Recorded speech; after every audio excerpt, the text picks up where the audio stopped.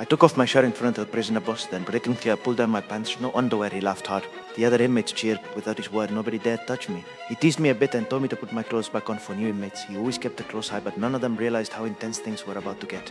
I wasn't a prisoner. I was a new guard. The first day on the job was all about learning the layout.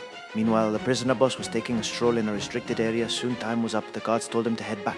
The handcuffs clicked on. Suddenly a loud bang echoed. While the guard turned to check, he pulled the keys out of his mouth. The guard went in, saw nothing wrong and left to continue monitoring. Then in a blink, grabbed the guard by the throat. The loud bang came from the ceiling in the hallway. A chunk of debris fell and hit me square on blood. Pain, I went into brief shock. My two teammates didn't think twice. They lifted me and rushed me to cell 211. The cell was empty. They planned to lay me down there while another guard went for a doctor, but within 2 minutes the second guard came running back. The entire prison was in chaos.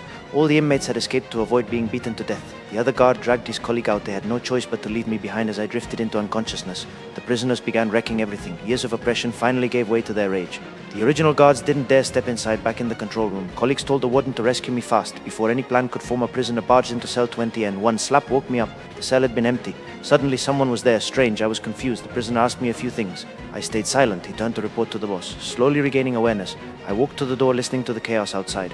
I pieced together what happened. A wave of despair hit me. They didn't care. I was a new guard. If I fell into their hands, I wouldn't survive unscathed. I quickly untied my shoelaces and tossed them in the toilet. My belt badge and wallet followed as I reached for my ring. The same prisoner returned, shoved me out of the room. The control room saw everything. Soon I was in front of the prison boss.